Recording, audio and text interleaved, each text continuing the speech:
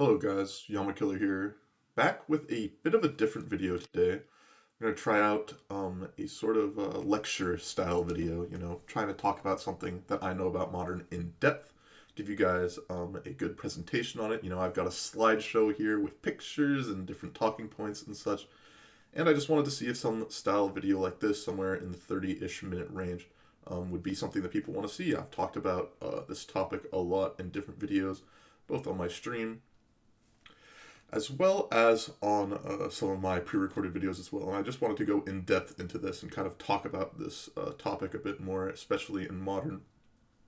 And, if you guys end up liking this sort of video, I can make more videos like this, and I think it would be a good medium and something that you guys could enjoy and something that I'll enjoy creating. But first off, I got two things before we get into the video. First, if you end up liking this video and you do want more of this content, make sure to like the video, subscribe to the channel, give me some feedback.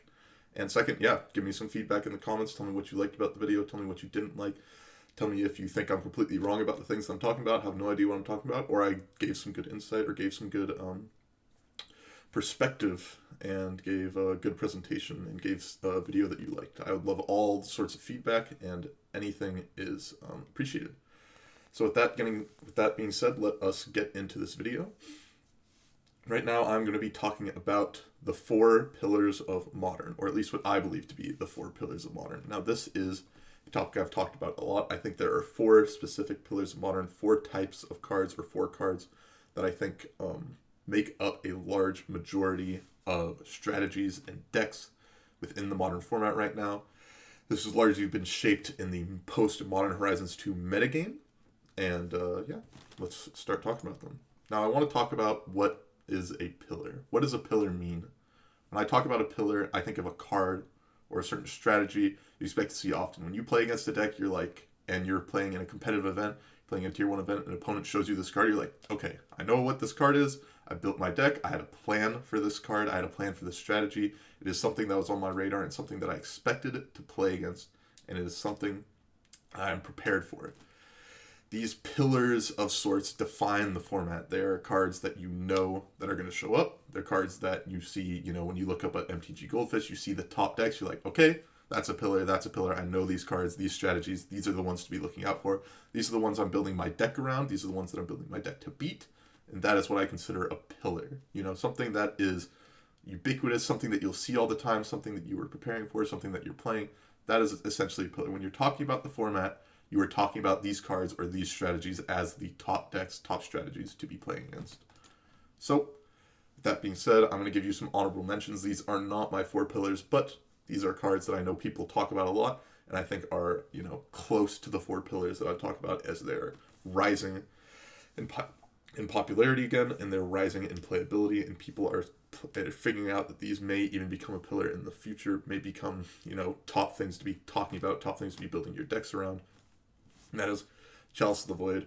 We've seen recently a blue-white control deck showing up recently that is Chalice of the Void based and use some cards like Prismatic Ending to bridge the gap between your 1-mana spells that you don't have and Chalice of the Void, basically allowing you to play a 1-mana spell that deals with the 1-mana creatures that Chalice of the Void is trying to negate, while on the first turn or the second turn you don't necessarily have Chalice of the Void, or you weren't necessarily on the play, so you couldn't get a Chalice of the Void before these 1-drop important spells come down. So you get to play a card like Prismatic Ending that is not only killing 1-drops, but also allows you to kill much more mana-intensive permanents, 2, 3s, 4s, depending on how you build your deck. Deals with permanents, deals with creatures, and it's really like an all-around good catch-all rule spell. But you have to be playing it a lot of the time in decks that have more than 2 colors because of the fact that, it has the converge mechanic.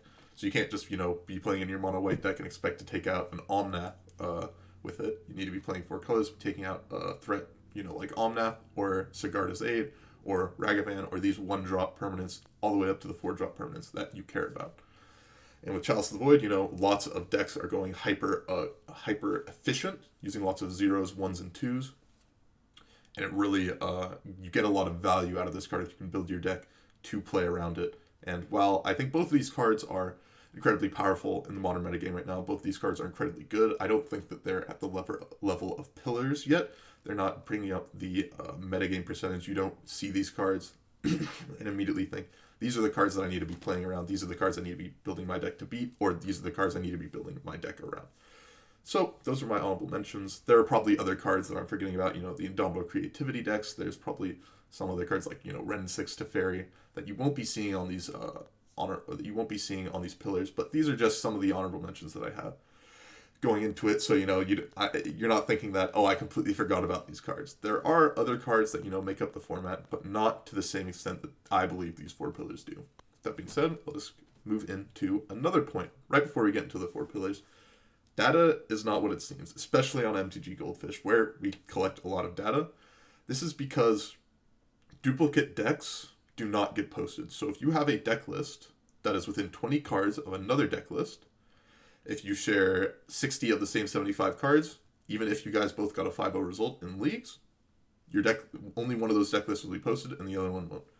So this means that if 20 Hammer Time decks 5-0'd and one 5-color Elementals deck 5-0'd, there will only be one of each in the deck list dump. So the percentage of the metagame is not accurate. At least in the case of this sheet on MTG Goldfish. Now, there are events like challenges, there are events like PTQs, preliminary events. Now, these events, every deck list that has a certain record, 3-1 or better in the preliminaries, top 32 in a challenge, top 32 in a PTQ, these are all posted. So the data is a little bit better. We have a little bit more of an idea of what the winner's metagame in these big events are. But in events like leagues where, the competition may be lower, but the amount of games are much, much more vast, we don't actually get the full range of data from there, and we don't get to see how many decks, what the percentage of the metagame is in this swath of events that essentially span out the entire weekdays and aren't just the weekend events that, at times can be weird because they're one-shot events. They're not, consistent gameplay throughout thousands and tens of thousands of league matches every single week. So remember, if you're looking at this data, even though the four pillars may not necessarily make up the most percentage of everything going on because there's lots and lots of different decks going around, because league data makes up the most amount of these metagames and such, make sure that data on MTG Goldfish specifically, but also in other avenues, are not, fooling you into thinking certain things. So let us get on to our first pillar. I believe the first pillar is Lurrus of the Dream Den. This makes up a lot of decks. When you play a league or you play a big event on Magic Online, or basically anywhere, I would say in at least 50% of your matches, you expect to play against a revealed Lurrus of the Dream Den at the beginning of the match. But Lurrus of the Dream Den is an interesting card, because Lurrus of the Dream Den does not necessarily interpret any specific deck. I played against Lurrus Control, I played against Lurrus Combo, I played against Lurrus Aggro, I played against Lurrus Midrange, and I played against everything in between that you can think of.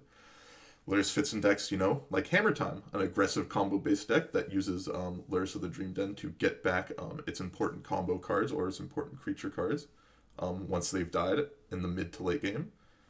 It can be played in a deck like Grixis or Red-Black Lurrus, where it uses the engine with Mishra's Bauble, or with other cards like Dragon Rage Channeler, Ragavan, and bring these cards back to be an incredibly good value card. It is meant as like your late game engine, and it is your way to pull ahead once you've traded all your resources. And because you are hyper efficient, it allows you to play really, ahead in mana as well as, ahead in efficiency. And a really big portion of why Lurrus is really, really good is that with Mishra's Bauble, Bauble sees play in loads and loads of decks for different reasons, for Delirium, for deck thinning, for artifact synergies. But with Lurrus, it essentially changed into a draw card every single turn. So even if you don't have anything else to do with it, like, oh, you've played out a creature or two, but they don't really matter, or they're not what you want to be doing, or you need to be digging deeper, Mishra's Bauble plus a fetch land, or just Mishra's Bauble in general, will allow you to dig through your deck very, very quickly. Sorry, I had a little bit of a cough. Luckily, I caught it with my microphone. But so you'll usually see in a lot of decks that are mid-range or controlling based will have the Lurrus Bauble combo. This is because Mishra's Bauble, incredibly powerful card, allows you to cantrip, allows you to filter in some situations, and Lurrus of the Dream Den is a card that is essentially free to play in most of these decks, as well as being an incredibly powerful engine. That being said, like Winsauce has said, many, many times a prominent Magic the Gathering online grinder of many, many different formats. They said the only cost of playing Lurrus in your deck is building your deck correctly. This is true for a lot of different decks in Modern. You see decks that really have like good low curves that basically wanted to stay that. Maybe we'll play like 1 to 2. Originally would have played like maybe 1 to 2, 3 or 4 drops. But instead you go like, oh wait, I can just play even more hyper efficient cards because of how sets have been printed in the past 2 to 3 years, and you get these hyper efficient cards, and I get an extra card in Lurrus of the Dream Den, which is another hyper efficient card that also is an extra card that also, can steal the game if unanswered. So really, a lot of decks, your first idea isn't, okay, what cards do I want to synergize around? What cards do I want to play with? It's really, before you even start about thinking what cards you want to play, you're thinking, okay, Lurrus of the Dream Den. Let's play this. And then let's figure out, you then cut all 3 plus CMC cards out of your deck, which is not even that necessarily bad in Modern because of how the sets recently have come out. So, this is more talking about why Lurrus is broken. I've talked about it a lot. You start with an extra card in your hand essentially because of the fact that you can at all times pay 3 mana, draw a card. And it's not draw a card. You can't draw a land. You can't draw a bad removal spell. You're going to draw basically 99% of the time the best card in your deck.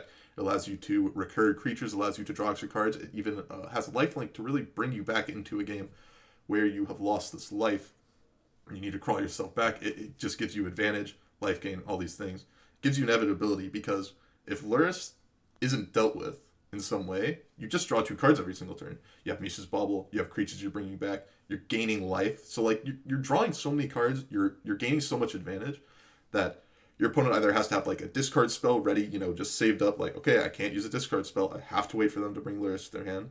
Or a counter spell, you're like, at any time they could just bring Lurrus to their hand, play it, I have to deal with this. Because it's a guaranteed 2-for-1. But it's not just a 2-for-1 in that you play it and you get a card, but it's a 2-for-1 in which you also didn't have to draw the card. So in some situations, even like a 3-for-1, pay 3 mana, draw a card, and then the card that I play then turns into another card because I got something from the graveyard. That's the card from the graveyard, the card you drew for 3 mana, and the Lurrus itself. That's a 3-for-1. And you didn't even attack with it, it just came into play and did all this.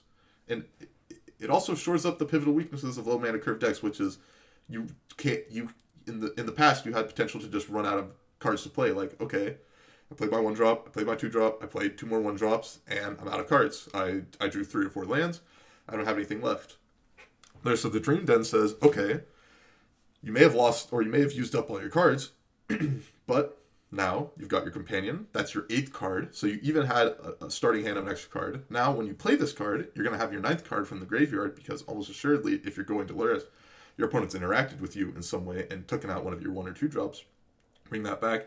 Your opponent then has to deal with 2 more cards again. It really shores up the weakness, which is that, if you're playing these hyper efficient threats, and your opponent 2-for-1s uses like a Kolaghan's command to kill your creature, make you discard a card or whatever, where they're using extra mana. They're using more than 1 and 2 mana to, shore up the mana disadvantage that they had and the tempo that they lost because they're not necessarily playing as many hyper efficient cards. They're now losing the tempo, losing the mana advantage, losing the card advantage because you've played Lurrus and you're getting all this extra value. So, the problem I see with Lurrus and like Modern and why, potentially it has the ability to be banned or the ability to be on the banned talk is there's when you're building a deck, as I said before, every deck starts off with trying to play Lurrus. You want to play Lurrus with the Dream Den because it's one of the best cards in Modern. It's a pillar of Modern. You're going to see it in loads and loads of different decks. You're going to contort your deck in a way that's going to be able to play Lurrus. Pet cards are starting to like go away. Bloodbraid Elves, Liliana the Veils, these cards that people love to play for a really, really long time. You don't want to play them anymore because you can't play them with Lurrus. It doesn't make any sense. Why would I play Liliana the Veil when I could play Lurrus with the Dream Den? I lose this powerful 3 mana card, but there's probably a replacement in 2 and 1 mana now. There's probably a reasonable-ish card to play that can get me the same sort of advantage. Not only for less mana, but also I get to play this extra card in my deck. So why wouldn't I try to do that? Why wouldn't I try to contort my deck to play Lurrus?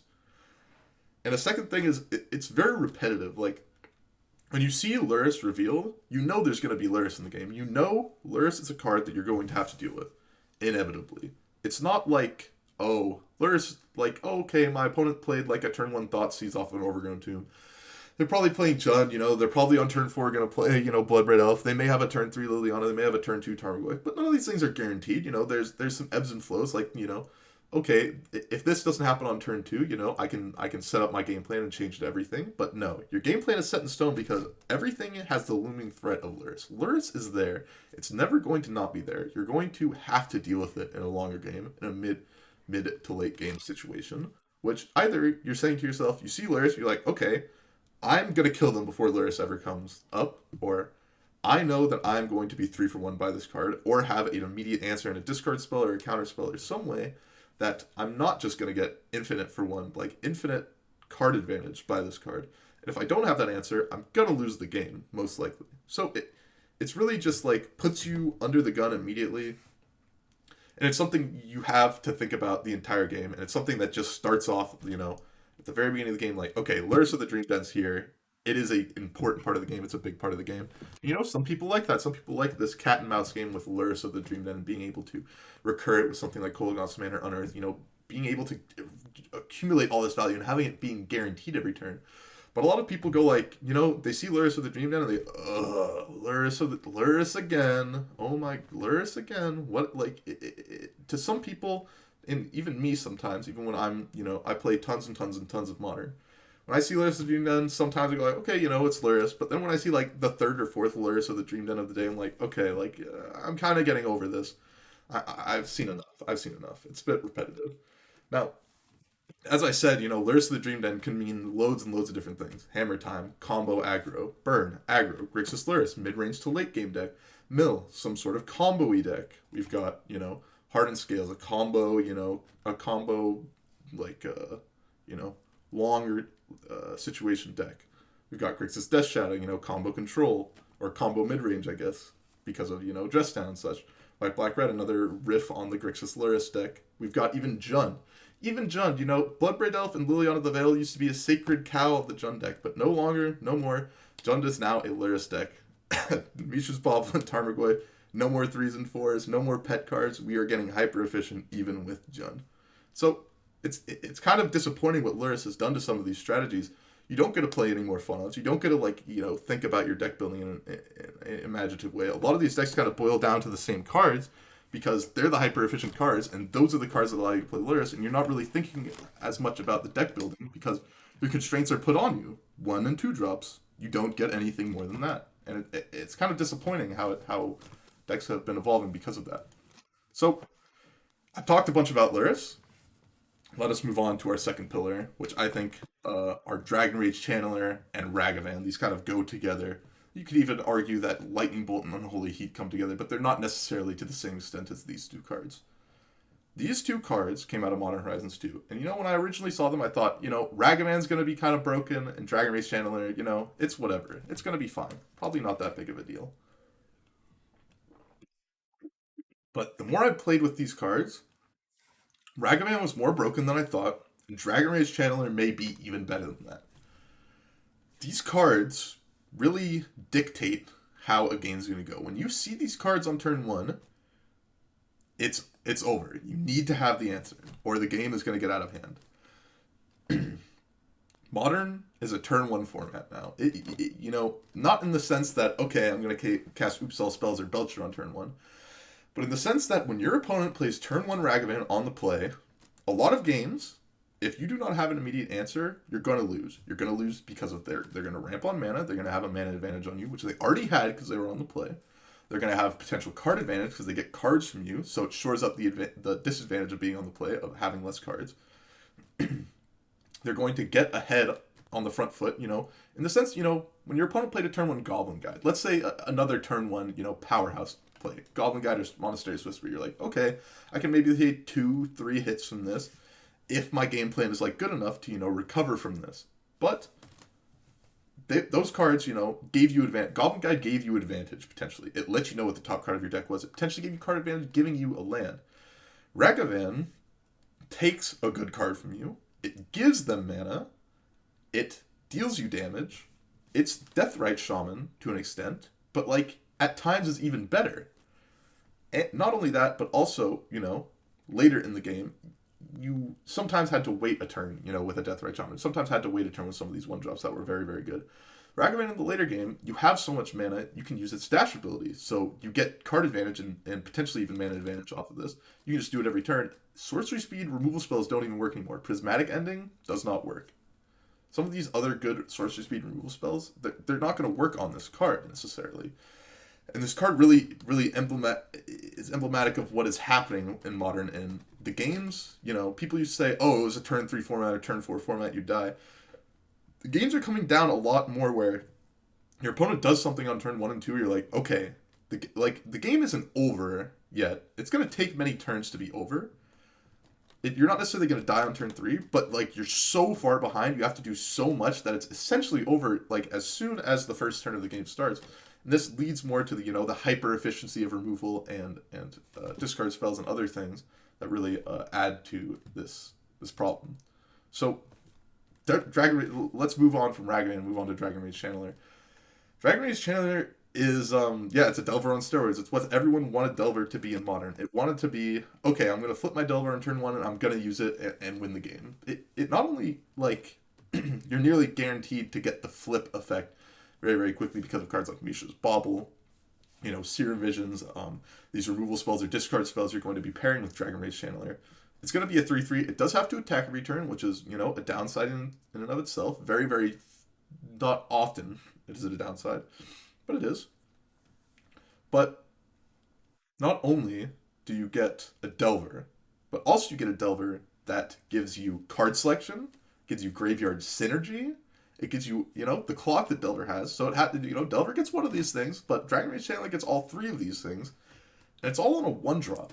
It's a 1-drop that gives you card selection, graveyard synergy, so even possibly card advantage if you get to mill over something like Kroxa, you get to mill over something like Smiting Helix, just some of these cards that it's kind of just really broken in the sense that it does all of these things for 1 mana, and it tells you have to answer this. Your opponent basically gets to scry every single turn, as well as potentially draw cards, because these scries can turn into cards in the graveyard that give you advantage as well. And it kills you fairly quickly, as Delver of Secrets does, while also, just giving you advantage. Giving you card selection advantage and everything, essentially giving you no dead draw steps anymore. It's a card that is when you first look at it or first play against it, you're like, okay, this isn't that bad. And when you play against it more and more and more, you realize, okay, this card is not only incredibly broken, it's format warping to an extent. So these turn 1 plays are really just really, really hurting everyone. And it did give rise to certain decks. Blue-red has always had a problem ever since Splinter Twin was gone. But now, we get what, people always wanted Blue-red Delver in Modern. We essentially have Blue-red Delver in Modern. If you look at this deck versus the Legacy deck, there's a lot of the same parallels. You both have Dragon Rage Channeler and Ragavan, both have Murktide Region, both have Lightning Bolt. I mean, Serum Visions and Thought Scars are changed with Ponders and Brainstorms.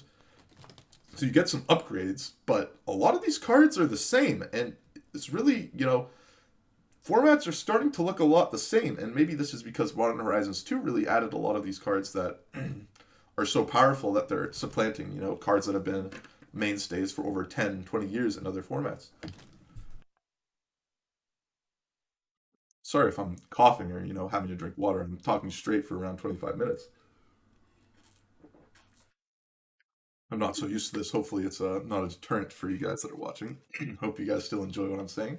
But it's really this did breed breed new decks in the format. But when you play against these decks, are they necessarily, or you play against these cards, are they necessarily what you want to be doing? These cards are incredibly, incredibly good, and they do provide some gameplay advantages that a lot of people like. But it's very interesting to see that a lot of formats are really coming together and kind of looking the same. And as I said with Luris of the Dream in the past, you want to be going hyper efficient. You want to be playing these 1 and 2 drops. And what do you know? Both Monkey and DRC 1 drops that are hyper efficient and gain you a lot of advantage and card selection. You play them with Luris. This isn't that surprising. I think a lot of people have seen these decks. Grixis Luris. You play your Ragavan. You play your Monkey. You play your Luris. You play a card like Kroxa, and you get a ton of advantage from these cards. It makes sense that these cards would go with Luris because, play 1 and 2 drops, play the best 1 and 2 drops that exist. Here are the best 1 and 2 drops that exist. You want to play them together. They play really well together. DRC fuels your graveyard for Luris. Luris can dash Monkey so it comes out, and attacking the turn that it comes out, that Luris comes out. They play really well together. They synergize really well together, and you'll notice that, these pillars of Modern, they're pillars because you see them in a lot of decks, but what you realize again is that these decks are kind of what is Modern now. A lot of these pillars are going to be working together because they're the best cards, and you want to play all the best cards together. That's what you want to be doing. So, like, as I said, we're in a stage of hyper efficiency. We're playing Lyris of the Dream Den. We're playing Dragon Rage Channel and Ragavan. We're using Lightning Bolt, one of the most efficient and best removal spells of all time seen play in basically any format that it exists. And now, on Holy Heat, a 1 mana deal 6, and Delirium is very, very easy to hit, especially when you gotta play Dragon Rage Channel on turn 1. And, a shock for 1 mana, not the best, but it gets the job done against some of these creatures on the early turns, and in the later turns, you gotta kill something like a Primeval Titan. You gotta trade 1 mana for 6 mana. Isn't that absurd? Like, 1 mana for 6 mana is something that I would not have expected to see in Modern. I guess you do have Path to Exile, but there's a downside to Path, When it's trading 1 for 1 mana for 1 mana, or 1 mana for 2 mana, your opponent gets a mana advantage. When it's 1 mana for 6 mana, obviously it's great, but Unholy Heat gets to go all the way range of all of the CMCs with no really disadvantage. So, we're really moving into this hyper efficiency stage of Modern where you want to be hyper efficient. You're playing these 1 and 2 drops, and you're playing Luris, you're playing all these things, and you got to be hyper efficient. You got to do what these old decks had to play 3, 4, or 5 mana to do. You're paying for 1, 2, and 3 mana. So, really, curves have gotten a lot lower. You want to be doing things, and this is why, I said the honorable mention of Chalice of the Void and Prismatic Ending earlier in the video. So, with all that being said, let us move on to pillar number 3, Urza's Saga. Now, this is a very interesting card. When I first saw Urza's Saga, I didn't think this card was broken. I didn't think this was going to be a pillar of the format. I didn't think that Urza's Saga was going to make up a lot of decks, bring a lot of decks up from that were previously irrelevant back to relevancy, and power up certain decks to be incredibly, incredibly good. So, Urza's Saga is a 3-for-1 on a land. So, on the first turn, you're going to tap for mana when you put it into play. There are some sequencing issues because you do lose the land eventually. So, it's not necessarily a free 3-for-1. You do got to put mana into it. But it is a land that's a 3-for-1. You get 2 Urza Sagas, or you get 2 tokens that are XXs based on artifacts. And usually, when you're playing Urza Saga, you're playing an artifact-based deck, or a deck that has some amount of artifact synergy. And you get a 1 or 0 drop. So you get these 2 constructs, you get a 1 or 0 drop, and on the first turn, you can use it for mana. So there's a lot to get from this. You've got huge creatures from the constructs. You've got a toolbox that's pretty easy to make. You're going to most likely play Mishra's Bauble in most of these decks. You're going to be playing like some 1-drops like, a Shadow Spear. You can play Expedition Map to get with this. You can get Pithing Needle. You can get a Soul Guideline. You can play these like cards that are toolboxy, but also have like a lot of advantage because they can, cycle themselves.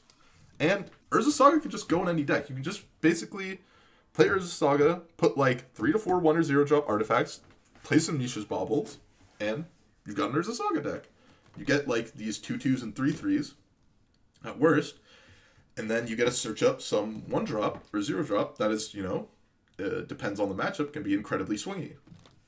So it's really a very versatile card, and you can see it in lots and lots of different deck lists. And it's something that, when I originally looked at it, I was like, okay, you got to put a lot of mana into it. Like, there's probably not that many good 1 and 0 drops, but when you play with it, you play against it, you're like, okay, this card's not only the real deal, this may be something that is like the best thing that you can be doing in Modern.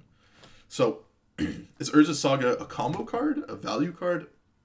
In this deck, it plays as both. You get to play you're playing a lot of artifacts, Memnite, Ornithopter, Esper Sentinel, Colossus Hammer, Springleaf, Jump, Shadow Spear, all these artifacts. So when you make Urza Saga tokens, they're going to be big, 4/4s, 5/5s, 6/6s. But not only that, you get to go get your combo piece in Colossus Hammer. So you can play it, not any intention to get the Urza Saga tokens, although it is a nice upside. You're doing it because you're giving +10/+10 to a creature, and you're going to kill your opponent. So it gets to be played perfectly in a deck like Hammer Time, where it gets to play the combo element and it gets to play the, value element perfectly, and it's an amazing fit in there, and it's something that really, put the archetype really, head and shoulders above a lot of other things. Whereas in the past, it had a problem where, it was struggling to go into the mid to late game, even with Lures of the Dream Den. Another variation of this is looking at the Urza's Kitchen deck. Urza Saga is going to make big tokens because you've got the combo of Underworld Cookbook and Oval Chase Daredevil, but also it gets to play the combo element in a sense where you get to go get the Underworld Cookbook, which then allows you to start getting your engine going of Oval Chase Daredevil as more and really get going with your deck. So it really plays the element of searching up the needed artifacts that you have, as well as, making huge artifact tokens play on a different axis than your opponent is necessarily used to. And finally, as I said, with hyper efficiency and with everything going down in mana curve, why not play Pillar 1, 2, and 3 all together? This is a Jund deck that uses Lurrus of the Dream Den, Ragavan plus Dragon Rage Channeler, and what do you know? It also uses Urza's Saga, and with Ren and 6, it lets you buy back Urza's Saga.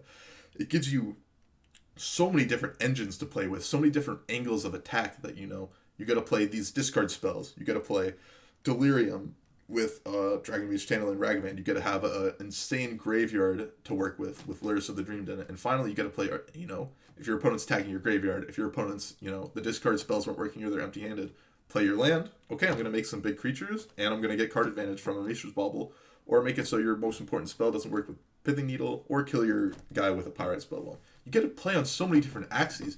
You get to, and it's all for like 1 mana, and 2 mana, and 3 mana. It's like crazy, all these things that you can do together. And this is why I think I call them pillars, because you're going to see them in all these decks. People are contorting their decks to play all of these cards together, and, they're working. They're doing incredibly well. A deck like this recently won a challenge, and people are starting to crush prelims and big events with these decks. And it's really like we're trying to figure out how to put all the hyper efficient cards together and play them the best way possible. And there are some decks that don't necessarily put all the hyper efficient cards together, but they're playing 1 pillar or 2 pillars or at most 3 pillars here. They're really trying to work together to make these things, to make these hyper efficient cards all work together and I'm going to be the most hyper-efficient deck that also gets to play an insanely good long game. It really plays on all these axes that are really hard to interact with all at once. But this is an idea of a Pillar 1, a Pillar 2, and a Pillar 3 all coming together. But with that said, as I was saying, they're all coming together. Homogeneity is at an all-time high. All these decks are starting to come together and starting to look the same. They're blending together, as Final Love once said, nothing is more exciting than playing the same 50 Shades of Midrange versus each other. Turn 1 Ragavan, turn 1 Darcy, an Urza's Saga, you've revealed Lurrus at the beginning of the game. Like, all these things are starting to come together and they're all starting to look the same. But there is one pillar that doesn't quite work with the rest. I'm calling this the Lone Wolf Pillar. This is Cascade. Let me take a quick sip of my drink. Throat's getting a little bit dry around 30 minutes in, so hopefully I can keep going and, keep with you guys. But this is the Lone Wolf Pillar. This is the pillar that does not try and play the same cards as these other pillars.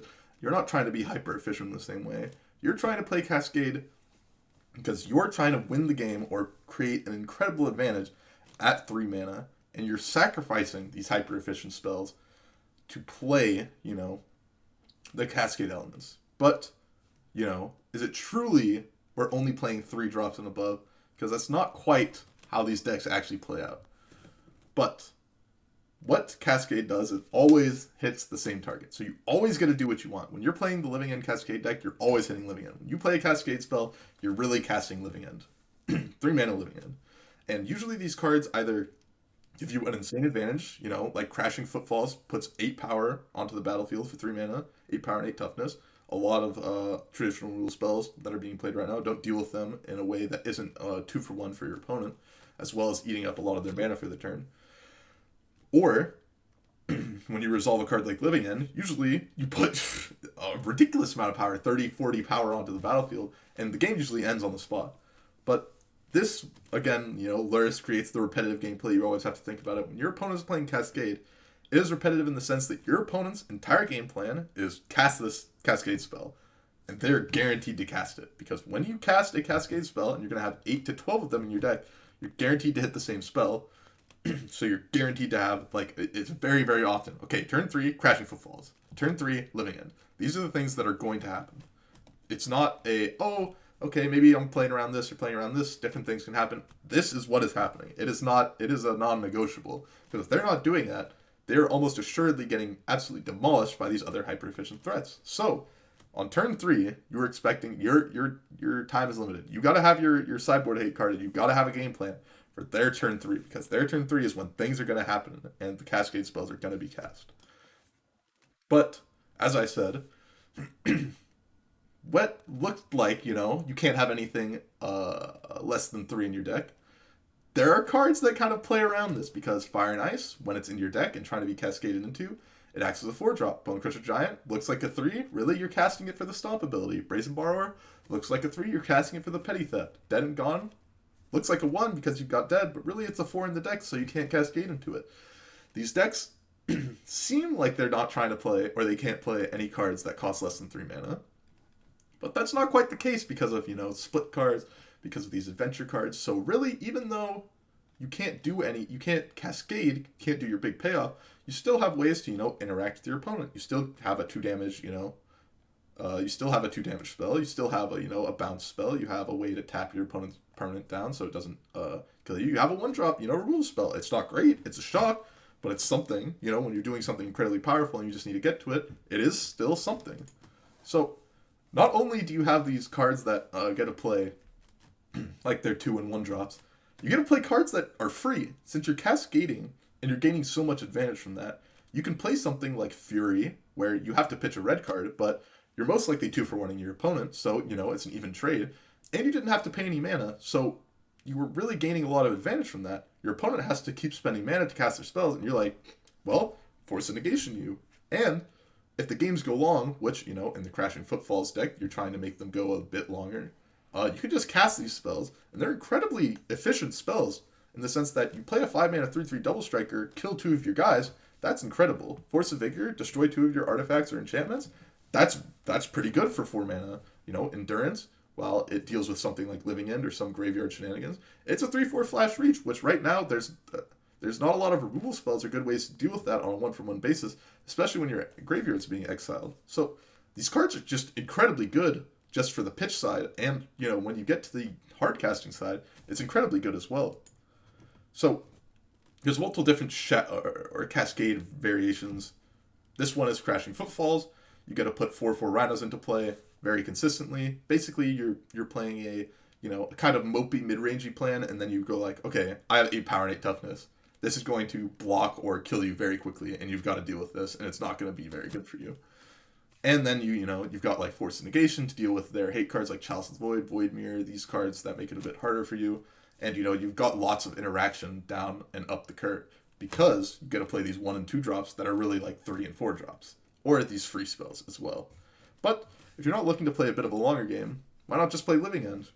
Turn 3, I'm going to put a billion power into play. You can interact with them with free spells like Grief. You have Brazen Borrower. You got Force of Negation.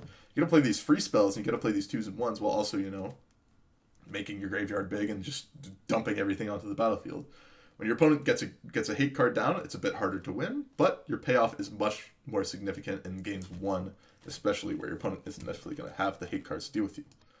So, as you can see from a lot of these pillars, both 4, 3, and 2 are Modern Horizons cards. Like, power level, we're not thinking so much about, okay, let's think about our synergies of all of our cards. Are we playing, a creature combo deck? Are we playing, like Green-White Heliod and Blue-Red Prowess were definitely synergy-based decks. You had your Prowess creatures and you had your Prowess enablers.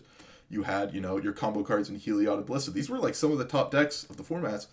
They essentially don't exist anymore because power level is so much higher. Is we care about the power level, and everything is a synergy if you try hard enough. Dragon Rage Channeler and Kroxa is a synergy.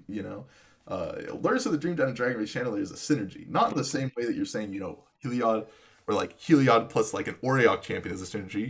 When creatures come into play, you'll gain life, you'll put counters on things, and this synergizes very well. It's just, these cards are just incredibly good, by themselves. And also, when you put them together, they just happen to go really well as well.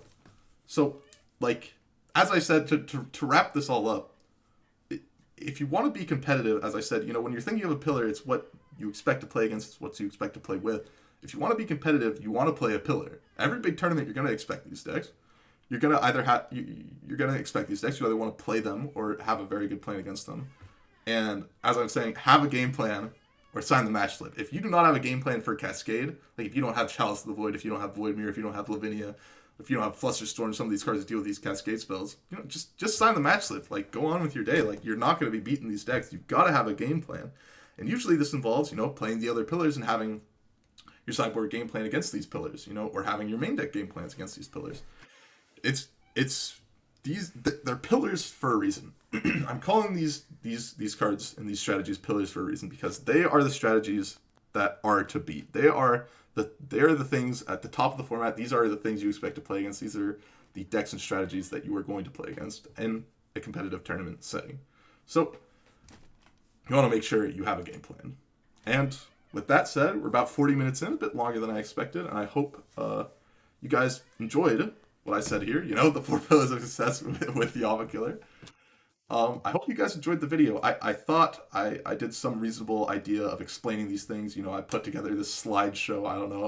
It was a little bit scuffed at times, but I thought it was pretty reasonable. I put a good chunk of time and effort into this, and if you guys like this video, I'd really appreciate a like on the video and subscribe to the channel. I do really appreciate it. It helps me out a lot. If you guys, I'd love feedback on this video. I want to make more videos like this, but if you guys don't like this, or there's something you guys didn't like, I'd love to know about it. If there's something you did like, or something you really appreciated, or something you got from this video, I would love that too. Love that feedback. I want feedback from this. This video bombs, but at least I get some good feedback to iterate on this stuff. That's what's really important to me.